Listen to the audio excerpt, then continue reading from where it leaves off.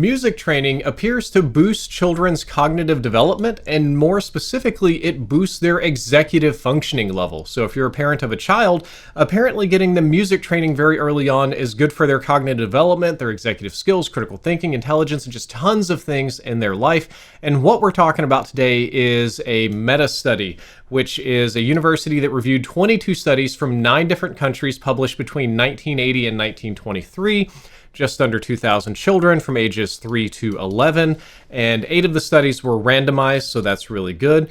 Based on the data, music training had a moderate to large positive effect on inhibition control and showed an average effect size of 0.6, which is a statistically significant result. Starting from an effect size of 0.4, we can begin making public policy recommendations, for example. These longitudinal studies followed groups of children over a long period of time, and over time, the effect size was still statistically significant at 0.36. And these findings exceed those of previous meta-analysis on the transfer of music training to executive function. They also show greater effectiveness than other cognitive training methods, such as video games.